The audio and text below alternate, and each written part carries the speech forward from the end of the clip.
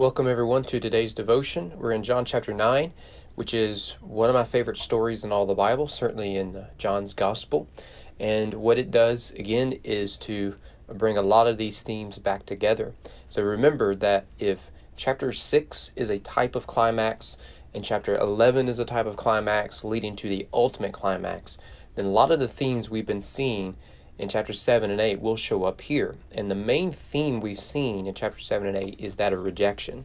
So while the main theme of Logos, Light, Life, Lamb are here, that underlying theme of rejection certainly shows up here. So this is a story of the man born blind. We found that out there in verse 1. There was a man born blind. His disciples asked, who sinned, this man or his parents? Resulting in him being born blind. This reveals a religious mindset that says that good things happen to good people, bad things happen to bad people. If something bad happened to you, it's because you're a bad person. If something good happened to you, it's because you're a good person. Now, I think if you're alive for 10 or 12 minutes tops, you should recognize that this is not a universal truth. Good things do happen to good people. Bad things do happen to bad people, but also the inverse happen. Sometimes the righteous suffer and the wicked prosper. Sometimes that happens. And you read the Bible, and the Bible wrestles with this. Ecclesiastes does, Habakkuk does. The whole book of Job is about that, where all of Job's friends come down upon him and say, the reason you're suffering is because you have some secret sin you're unwilling to confess. And Job says, no, this is not the case at all. Well, that's the assumption here. And notice Jesus' answer is that it isn't that this man is guilty of some sin leading to his suffering, or that his parents did something that led to his suffering, but rather this man was born blind because God wanted him to be born blind. And the reason Jesus gives is, for this very moment, this adult man has been blind his entire life, has never seen light, so that you may witness the works of God. So you remember that in the gospel so far, when we use the theme of light, which starts in chapter 1, goes all the way to the very end, John is creative with how he does that. Sometimes we just see references to light. Sometimes we see emphasis on darkness and day. Remember Nicodemus or Jesus walking on water? Here, and as we saw in chapter 8, Jesus uses the language of blindness to describe darkness. After all, if you are blind, you cannot see light. Right? And so this man is in the dark. That's all he sees. So figuratively, his blindness is a picture of sin. It's a picture of walking in darkness, not believing in Christ. And this leads Jesus to say, verse 5, just so that you know I'm not making up this connection. Verse 5, as long as I am in the world is dark, remember, I am the light of the world. This is why the walking on water is so important in John's gospel. Here the disciples are in the world apart from Christ, and they are in a stormy, dark world. But when they see Jesus, they see the light. Jesus is the light of the world. Well, Jesus then goes, and starting in verse 6, and he heals the man. He spits on the ground, takes the mud, puts it on, tells him to wash in the pool of Siloam. I think we spend too much time on why Jesus does it like this. He just does it like this because that's the way Jesus did it. I'm not sure we need to overcomplicate it. And the text says he came back seeing. And one of the reasons I like this story is because it's got a lot of humor in it. It's got a lot of sarcasm in it. This formerly blind man is a very sarcastic character, and I just love that. And so verses 8 through 12 is this humorous scene that makes the story unnecessarily longer. And what John is trying to show is that no one can explain why he can see. So everyone knows him as the blind man. So what you get in verse 8 through 12 is all of his neighbors saying, hey, that looks like old man John's boy. Hey, are you old man John's boy? Yeah, I'm old man John boy. I can't believe that's old man John boy. Old man John boy can't see. Why is old man John boy seeing? Right? It's this bizarre little scene that's somewhat humorous. And then they say, well, how is it that you can see? And he says, a man named Jesus did it. And then in verse 12, they said to him, where is he? He said, well, I don't know. Now, why wouldn't the man born blind, healed by Jesus, know where Jesus is? The reason is because he was blind when he met Jesus. right? So the man is going to have to go through rejection in that he believes in Jesus though he's never seen him, and in believing he has light, but he's never seen Jesus, and through that faith comes rejection. And then it is later we see that he actually sees Jesus. He sees the light, but he already believed in the light, as his rejection demonstrates. So verse 13, they brought to the Pharisees the man who had formerly been blind. Don't you just love that language? And the reason he was brought before the Sadducees, or the Pharisees, is, you guessed it, it was done on the Sabbath. Here we go again, right? And whenever we go through Mark's gospel in a few months, we're going to have the same conversation over and over again. What they say to the blind man is that it is impossible for this Jesus to have healed him because they know Jesus is a sinner. How do they know he is a sinner? Verse 16, how can a man who is a sinner do such signs? Because he said earlier in verse 16, he does these things on the Sabbath. Remember, good things happen to good people, bad things happen to bad people. Bad people can't do good things. Good people can't do bad things. If you do bad things because you're a bad person. If you do good things because you're a good person. All right? And so they're struggling with, how can Jesus, who we perceive to be bad because he did something good on the Sabbath, to do a miraculous sign? Notice that in the story, the emphasis is not on if the man was born blind and healed, but how is it possible that the man born blind was healed? Well, this goes back and forth. They bring in his parents. His parents say, look, all we can say is he was born blind. How he came to be healed, we can't explain to you. He's old enough. He can speak for himself, right? Because they don't want to be rejected by the Pharisees. Rejection's been a major theme since chapter 6, when everyone rejected Jesus, but really begins to be developed in chapter 7 and 8, now into chapter 9. And so they pressure the man. Give God the glory, says verse 24. We know this man's a sinner. And I love the blind man's response starting in verse 25. Whether he's a sinner, I do not know. One thing I do know, that though I was blind, now I see. He said, look, here's the reality. I am not who I once was. I was blind, now I see. This is, of course, likely where John Newton gets the famous line in Amazing Grace. I once was blind, but now I see. Taken right here in John chapter 9. Verse 26, they said to him, what did he do to you? How did he open your eyes? He answered them, I've already told you, and you would not listen. Now notice what John just did there. Through the narrative, the blind man sees and hears. Everything that Jesus told him to do, he did. And he's repeated everything Jesus told him.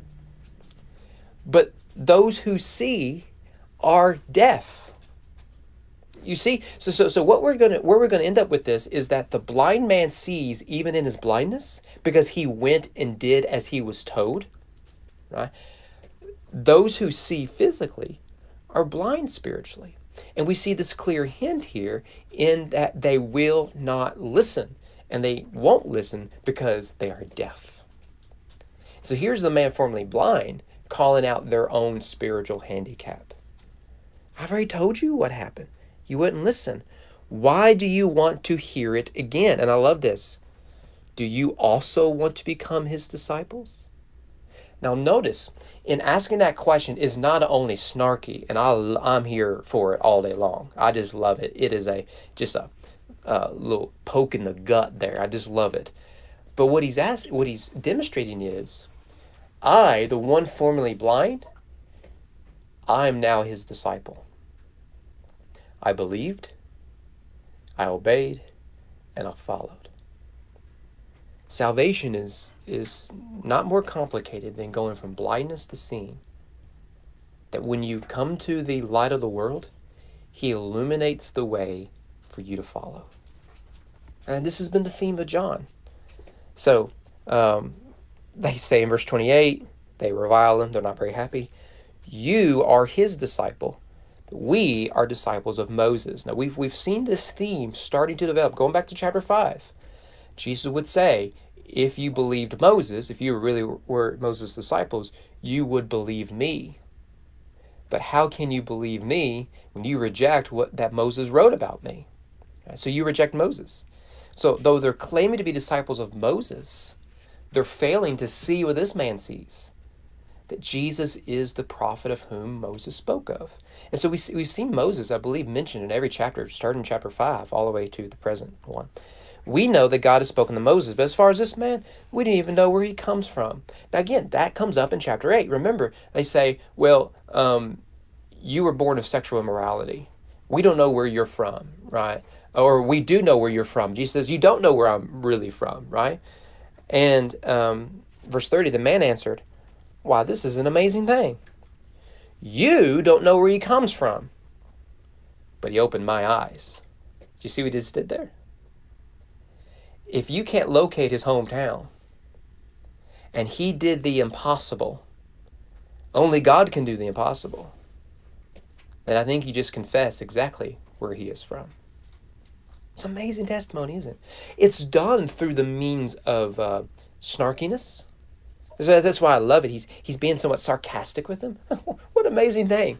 The doctors of theology can't find him on Google Maps, but he opened my eyes. Maybe the satellites can't reach where he's really from.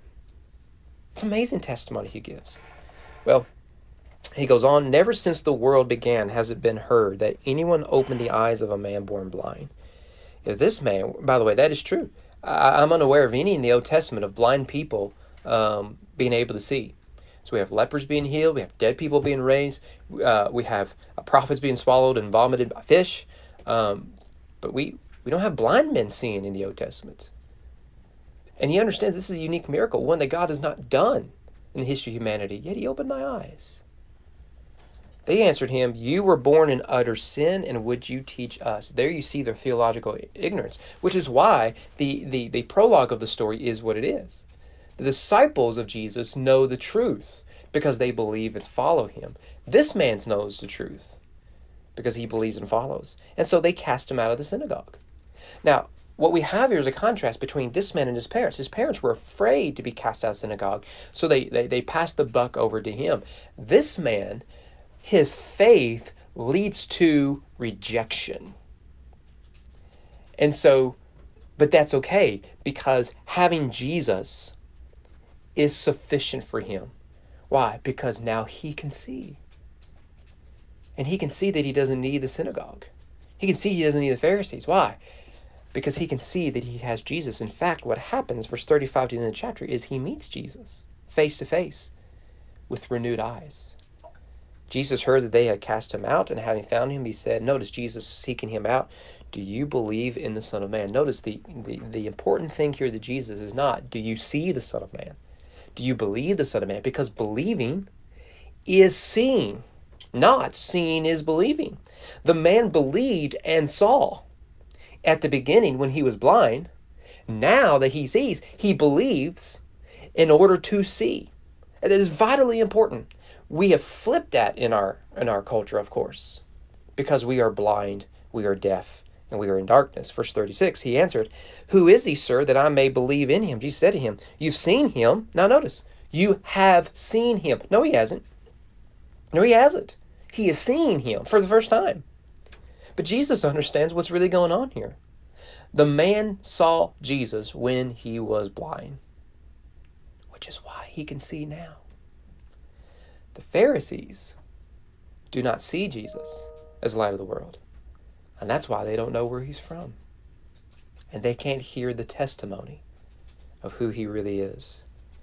You've seen him, it is he who is speaking to you. He said, notice, speaking to, so he can hear. He said, Lord, I believe, and he worshipped him, the proper response of faith. Jesus said, for judgment I came into this world, that those who do not see may see, and those who see may become blind. You see there, again, the seeing are blind, the blind see. Some of the Pharisees, who, remember, are blind, near him heard these things and said to him, are we also blind? Jesus said to him, if you were blind, you'd have no guilt. Now that you say, we see, your guilt remains. You see what Jesus just did. He took their theology and he turned it against them. Their theology is, you're blind because you're in sin. Jesus says, you are blind because you are in sin. So in disagreeing with the broader theology, he agrees with it in the end. Not because bad things happen to bad people, good things happen to good people, but because he takes the theme of the light of the world. He says, you know what? You don't see because you're in sin. Sin blinds us from the truth. And we go from wanting to be illuminated to fearing to be exposed. And so we reject Jesus by rejecting his followers. And this explains the world we're in. And I believe chapter 10 is all about Jesus being the light of the world. I wonder why. Hope to see you guys here tomorrow.